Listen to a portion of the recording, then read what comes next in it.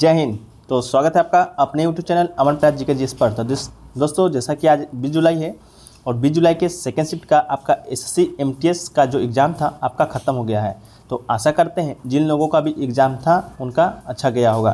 तो आज के इस वीडियो में 20 जुलाई सेकेंड शिफ्ट में आए जीके जीएस के सभी प्रश्नों को देखेंगे तथा उसके उत्तर को दोस्तों मिलाएंगे। दोस्तों ध्यान रहे ये जो क्वेश्चन है आपका 100% रियल एंड ऑथेंटिक प्रश्न है।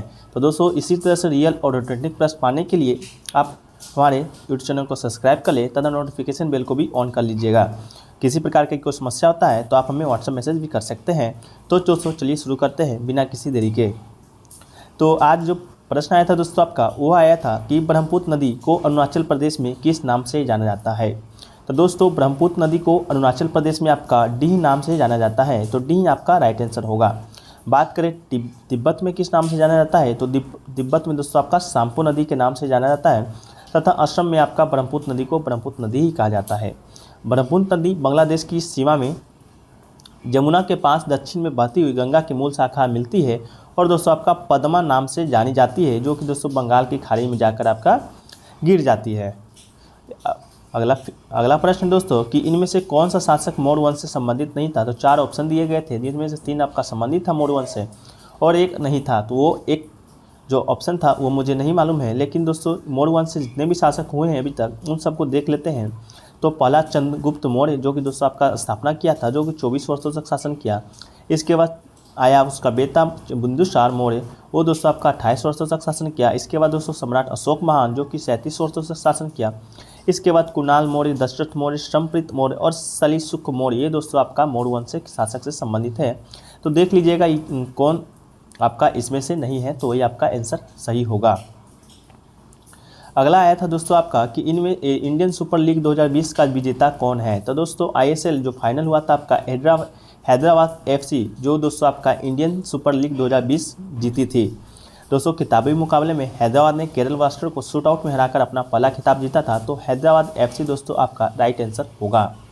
अगला क्वेश्चन पूछा था दोस्तों कि इनमें से कौन जाति का नहीं है, कोई जाति का नाम दिया गया था। तो उसका जो राइट आंसर दोस्तों आपका है चूहा, दोस्तों आपका राइट आंसर होगा। तो दोस्तों चूहा आपका करेक्ट है। अगला तो पूछा था दोस्तों कि लावनी लोक नृत्य भारत के किस राज्य से संबंधित है। तो दोस्तों लावनी जो लोक नृत्य है वो भारत के दोस्तों महाराष्ट्र से संबंधित है। आपको बता दूं दोस्तों कि नृत्य से संबंधित हमारे जो पूछे गए हैं अभी तक एसएससी एमटीएस में उन सभी का वीडियो दोस्तों आपको अपलोड कर दिया है। प्लेलिस्ट में जाकर चेक करके आप देख सकते हैं जिनका भी अगले शिफ्ट में एग्जाम है। अगला है दोस्तों कि भारत की कौन सी फसल खदान फसलें हैं। तो दोस्तों चावल और गेहूं भारत की प्रमुख खदान फसलें हैं। चावल उत्पादन में दोस्तों देश का जो विश्व में है वो दूसरा स्थान है।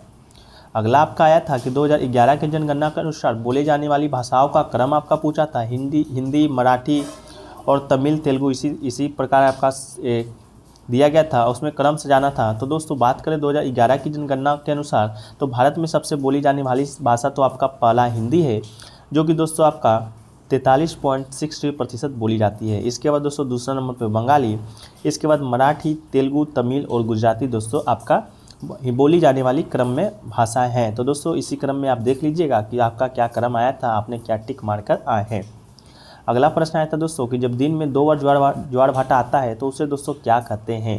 तो दोस्तों मान लीजिए किसी स्थान पर दिन में 2 बार या 12 घंटे 26 मिनट में ज्वार भाटा आता है तो दोस्तों उसे अर्ध दैनिक ज्वार कहते हैं। तो दोस्तों अर्ध दैनिक ज्वार दोस्तों आपका राइट आंसर होगा। अब इससे जुड़े कुछ फैक्ट्स को देखें तो दोस्तों पृथ्वी पर प्रत्येक स्थान पर 12 घंटे 26 मिनट के बाद ज्वार तथा ज्वार के 6 घंटे 13 मिनट के बाद भाटा आता है।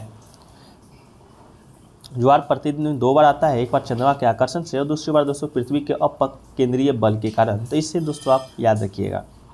अगला जो आपका आया था कि दादा साहेब जो फाल्के अवार्ड 67वां वो उससे किसे प्राप्त किया गया है या किसे मिला है। तो दोस्तों पुरस्कार की बात करें 67वें राष्ट्रीय फिल्म पुरस्कार में सम्मानित किया गया था किसे। दोस्तों अभिनेता जो रजनीकांत हैं उन्हें दोस्तों 67वां दादा साहेब फाल्के अवार्ड से सम्मानित किया गया था। अगला है आपका दोस्तों कि महाबोधि मंदिर किस राज्य में है। तो दोस्तों महाबोधि मंदिर जो बिहार राज्य में बोधगया में स्थित है। तो दोस्तों आपका बिहार राइट आंसर होगा।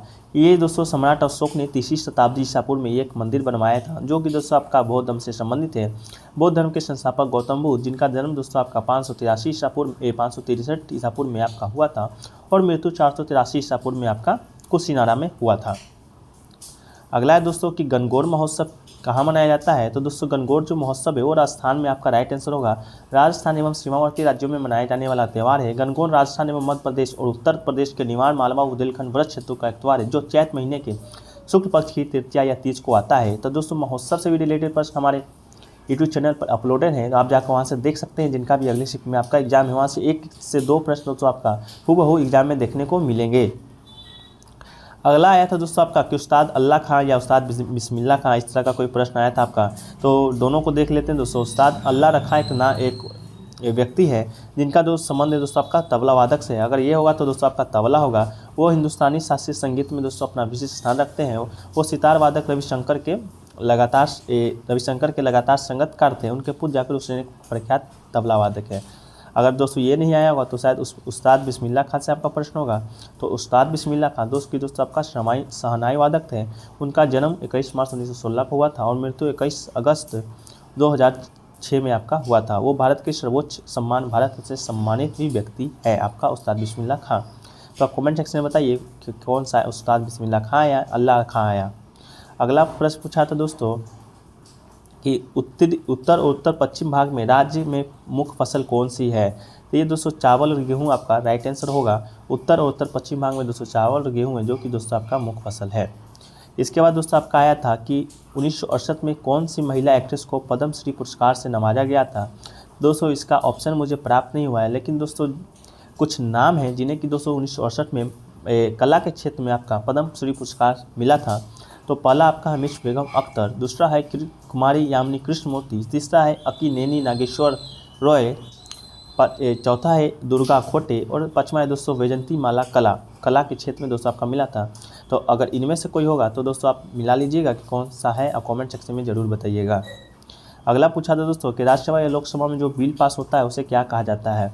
तो मान लीजिए दोस्तों राज्यसभा या लोकसभा में जो बिल पास हो जाता है वो दोस्तों आपका कानून बन जाता है।